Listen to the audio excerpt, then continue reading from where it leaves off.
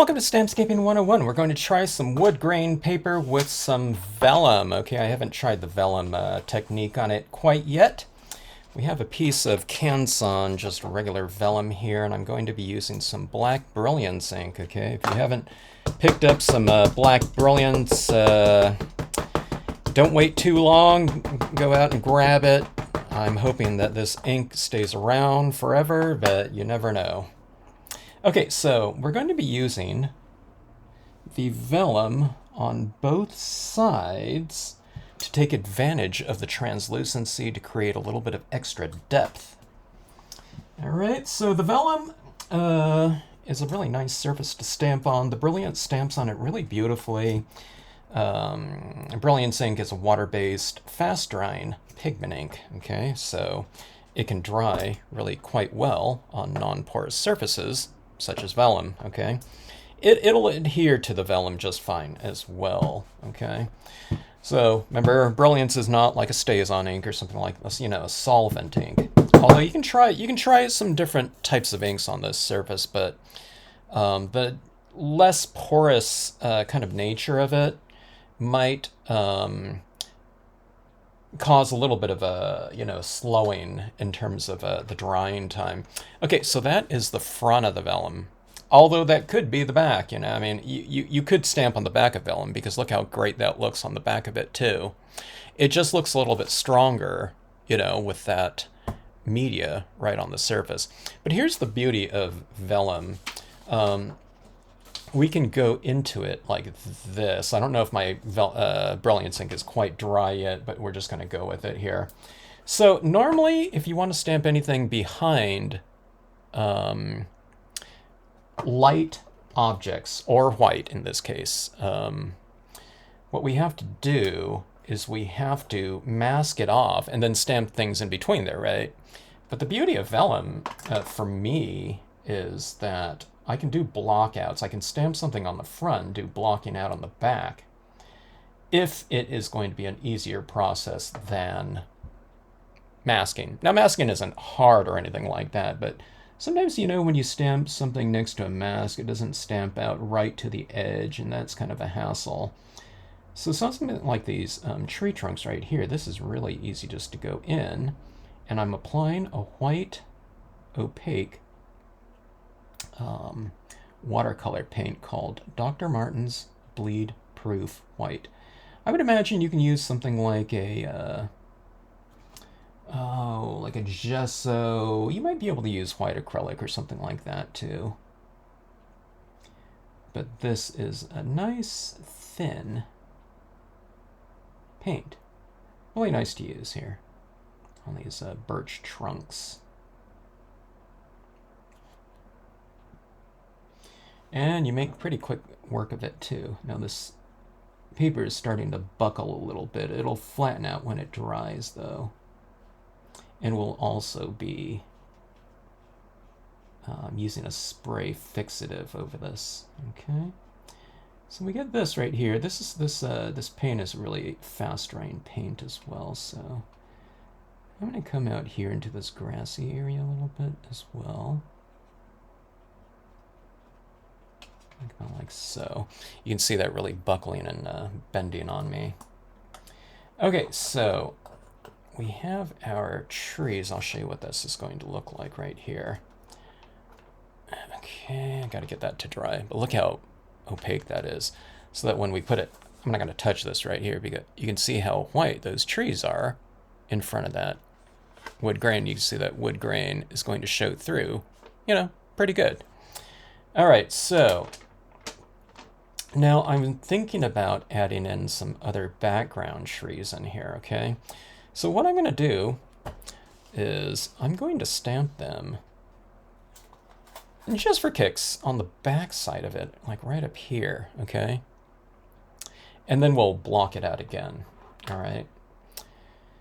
So let's see here. So you get trees and tree trunks in front of tree trunks, okay? I'm going to go with this one a little bit higher, and then I thought we'd put like a deer or something like that in the foreground. Now that Brilliance is probably getting pretty close to dry. I just re-inked this, so this is really super juicy too. My white is pretty dry too, and you can see that the vellum, I mean, it's still buckled a little bit, but it's you know, it's pretty flat. It's not too bad. Now this one I'm stamping up a little bit higher up on my composition.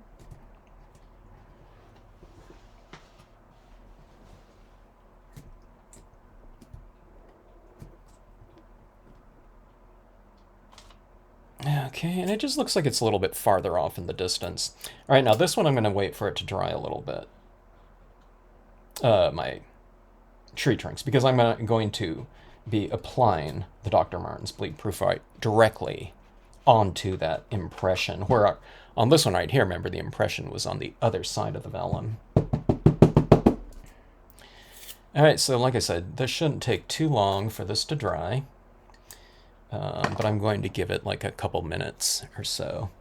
You can heat set or something like that, but I usually don't like to apply heat on this vellum because then it can kind of buckle and, you know, warp a little bit. But I can see where it's getting a little bit lighter. You can see it's darker over here and a little bit lighter over there. That's because it's drying in those areas already. So it sets up pretty fast. Not anywhere close to like a StazOn ink, which would be dry almost with the moment it makes contact. But this Brilliance does dry fairly quickly. Okay. I tell you what, since we're waiting around for this to dry anyway, I'm going to add in some of this extra sedge filler stamp as well, and we'll get that out of the way.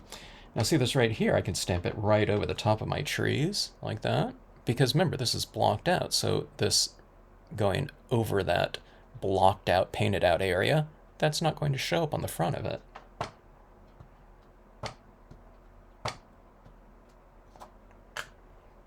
Okay. And in fact, if I stamp anything back here, those trunks are going to be in front of it. So I'll show you what it, you know, roughly this is looking like at this point in time. Okay. But remember, see, I haven't applied the white paint on the trunks to the right side quite yet. Okay. So we'll let that dry, and we'll give it a couple minutes to do that. Okay, I went ahead and heat set this a little bit. It was taking a little bit longer for it to dry. I'm talking about like 5, you know, I don't know, I waited like 3 minutes and I got impatient.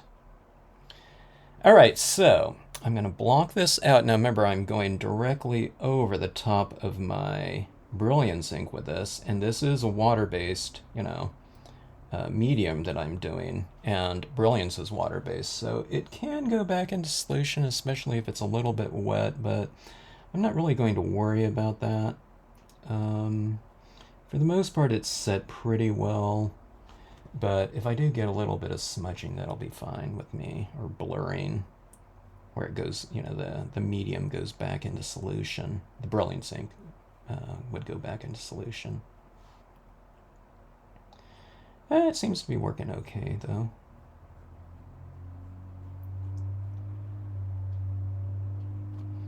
You notice I have my tree trunks upside down. I have an easier time pulling my ink and targeting it that way. I can see it. And I won't have to put my hand down in that potentially wet, grassy area. I think it's probably dry, too, but I'm not sure. I did put a little bit of a smudge into the paper here and there, which normally wouldn't matter. You know, you put a smudge on the back of your paper, it doesn't matter, but in this case, you know, the paper's see-through, so, you know, we want to be careful not to do anything too, you know, extreme. Yeah, you can see I have a little bit of black paint, or black ink, pigment ink, on my brush here, where it went back into solution, but like I said, no big deal. And this is what we have. This is getting real kind of ripply here. You almost can't even tell that that's been stamped on the back side of the vellum. A little bit, you know what I mean? It's a little bit noticeable. Okay, so we need to wait for this to dry now, but you can see how rippled this piece of paper is. I really love it when I get this adhered to the vellum. Not the vellum, but the, you know, whatever we're mounting it on, because it flattens it out really nicely. Now this is paper, so I usually been adhering this to, this much stiffer cardstock, but this is just like a, it's like a text weight, thickness of paper here, so pretty thin. Okay, so that being said, I'm going to use a spray adhesive on this. This is a little bit thicker than this, so we could spray seal this, but I just think it's a little bit more precarious because we all have that media on there, so I'll be spray seal using a spray adhesive. I use the 3M Super 77. And the thing that's weird about this is when you're working with this vellum is you have to spray the top surface. Usually we're using a spray sealant or something like that, and spray sealing the back, or you know what I mean? Well, on the sealant you do that, but I mean we usually use the adhesives, on the back side of this, not on the front side. So in this case, because this is going over the top of it, front side. All right, so let's see, this is dry enough, I think. And that'll be going down just like that. Sometimes I'm thinking about blocking off this bottom part, but I don't think I'm going to do that. I'm talking about blocking off the entire bottom part with white paint, but I think we're just going to test out a little bit of a colored pencil in that bottom section after we get these two adhered. Okay. All right, this has been spray sealed. I don't know if you can see that. It's like a light kind of frosting on it. It's all tacky. You just want to give it a nice even coat, and then what you would do is we just get this as straight as we can on here. I probably didn't even cut the two pieces of paper the same, but what I usually do is I just get it roughly in the area. Okay, and then what I do is I just kind of gently tap this out. What you want to do is you want to just try to avoid as many air bubbles as you can. Now, sometimes I get a little, some air bubbles, and I don't know. I tell people if you're doing this, just kind of go into it expecting it. And sometimes the adhesive's a little bit thicker in some areas, so you do get a little bit of a texturing with the that adhesive. Getting sandwiched in between these two layers. If you kind of go into it kind of knowing what, potentially can happen, it's, it won't be a shock, and you just kind of see it as part of the look, I guess. Okay, so this is what we have right here. I think it looks pretty decent. I got a little bit of ink or something like that in there. Oh, I see, this thing was, a little bit wet here still. If you're doing this, you just let it dry a little bit longer, than I did, or stamp it out, come back to it like in an hour or something like that, and then you won't really deal with that. But for me, I wanted to get right into it. Okay, so let's see here. Let's try some colored pencils on here. Now, I like to go for a little bit more of a minimal type of look here on my pieces. So let's just go for some greens and browns here. All right, so on these trees, maybe get a little bit of tone into it, or we can get some kind of a grassy tone in this area at the base of the trunks. And remember, this sedge filler stamp is on the back side of the vellum, so you're not going to be, smearing any of that potentially by going over. This impression is on the front side, so, and it's still a little bit wet, as we can see, from right here. Okay, so I'm adding a little bit of shadow work at the base of these trunks right here. It's not really kind of a set formula or anything like that with this. Lighting can be different in different situations, but usually when I have something that's solid and I want to give it some opacity, what I do is I put a little bit of shade, at the base of it. Now we'll go for a couple different hues here. Okay, so that was a little bit of a kind of a, I don't know, raw umber. Here's a little bit of green here, okay. Colored pencils on vellum really has a really great feel to it. It's like it's just real silky, the surface, and I really like the feel of colored pencils on it. Okay, so this is a little bit of a warm tone down here with the green. All right, let's go with the darker green. Let's go with a little bit more of a shadow at the base of the tree.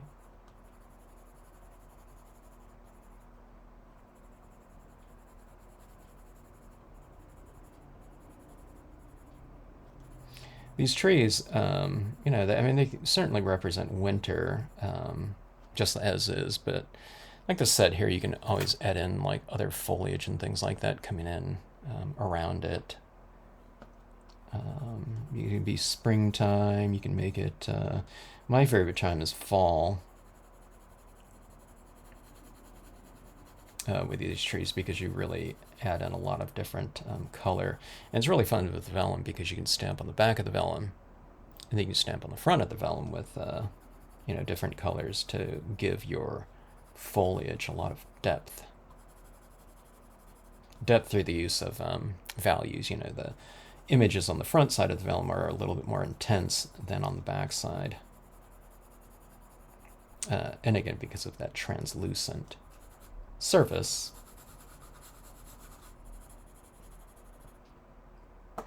Okay, let's see, this is the darker brown here.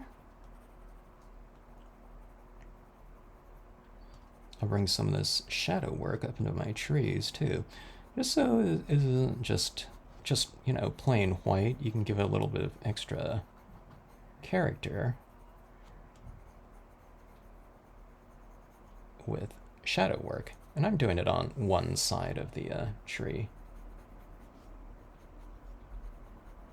Maybe I'll do it on the tree, the trunks to the right of the scene. I'll have them right, you know, shadows on the right side, and the trunks on the left side. I'll put the shadow work on the other side so it looks like the light is coming from within, maybe. Okay.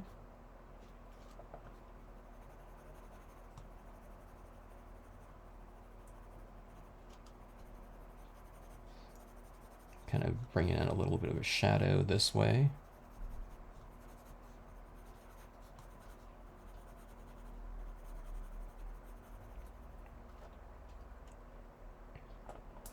Now what I'm going to do is I'm going to use a little bit of blue. This blue adds kind of a nice little subtle, I'm doing this really light on the trees. And we'll add a little bit into this meadow area. Blue is, you know, a component of green, so it just kind of adds a nice little subtle hue. I don't know if you can see that blue in there.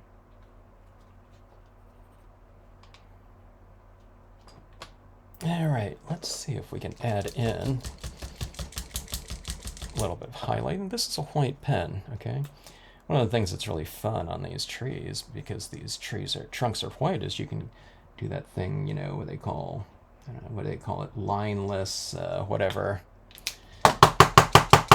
drawing. Well, I like to have my designs as lineless as possible, but on something that's supposed to represent white, you have to have that line in there to define it, but you can go into it and kind of remove some of that line, making it a little bit thinner, especially on the illuminated side of the tree.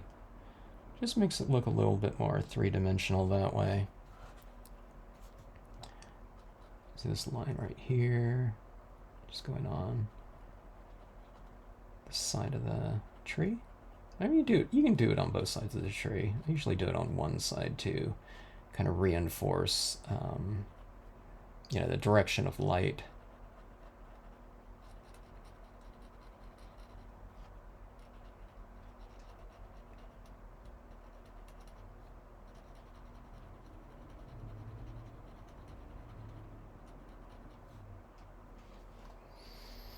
Okay, looks pretty decent. And let's put a little bit of highlights down on our grass down here.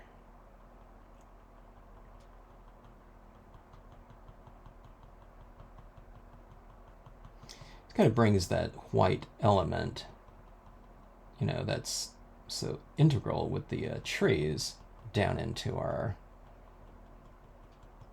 you know, forest floor area. Kind of makes it a little bit more kind of related with the surrounding area, having that same, you know, element or same color, tone, whatever, in the landscape.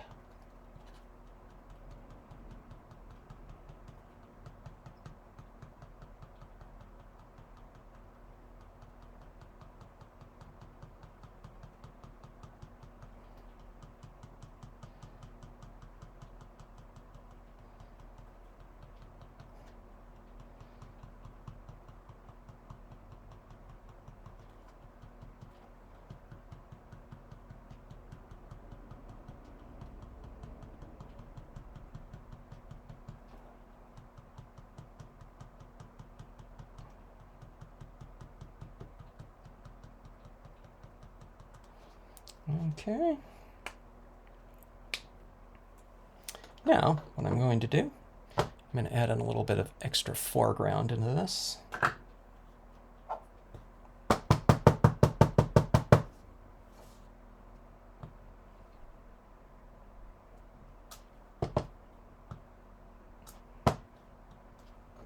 A little bit of the brilliance black here on the reeds. Like that.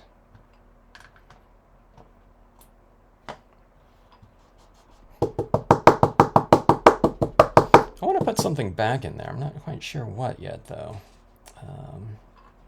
Maybe some animal right in here, maybe. I think maybe the doe or something like that. Let me see if I can go find it. All right, I didn't have to look too far.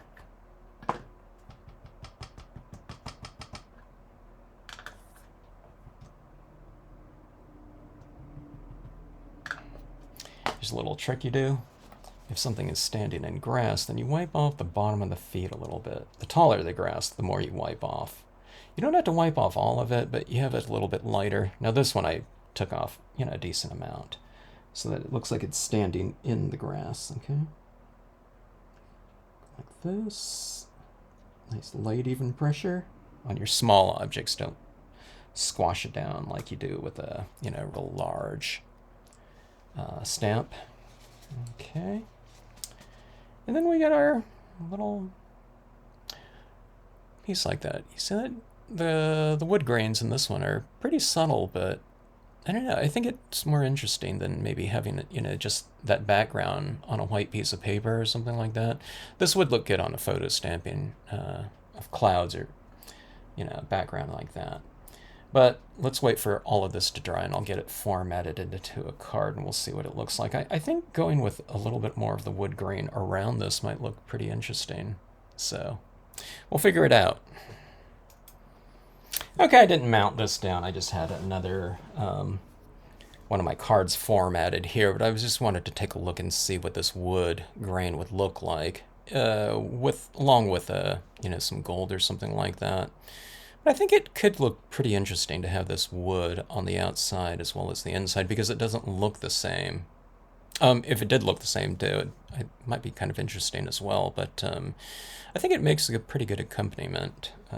Maybe what I would do is just a real thin layer of gold around the edge and maybe some of this on the perimeter, something like that.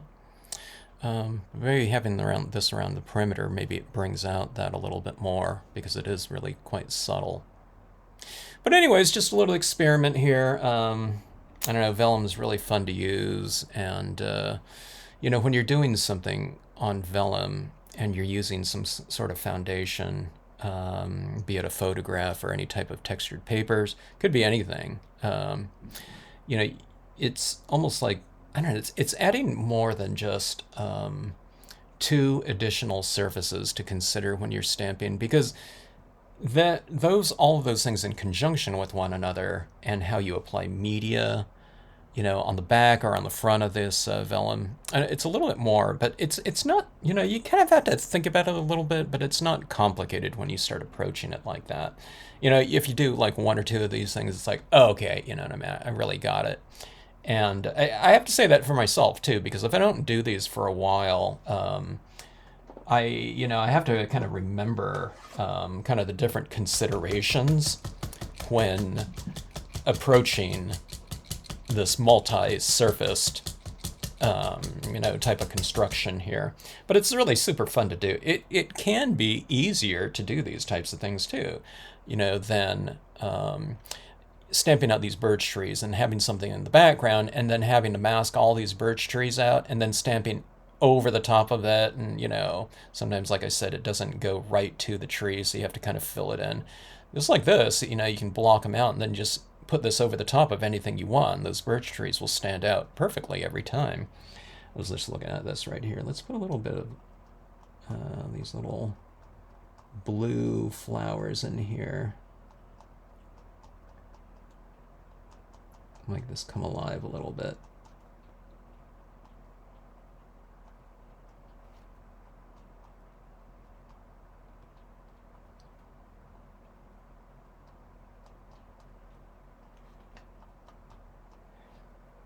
Okay, so that is that. It's pretty fun.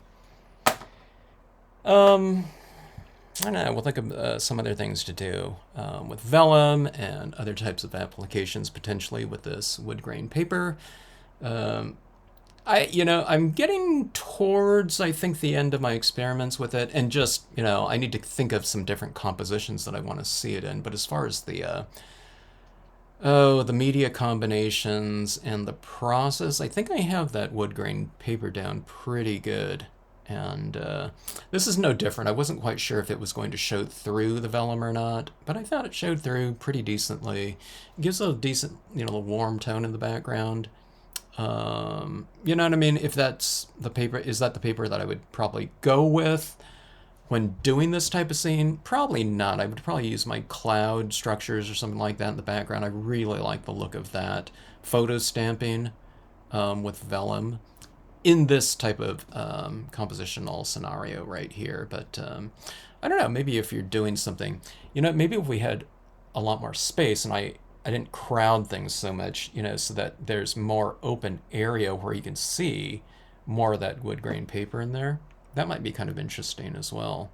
I don't know, I could see this being a mirror card too. Let's take a look and see what this would look like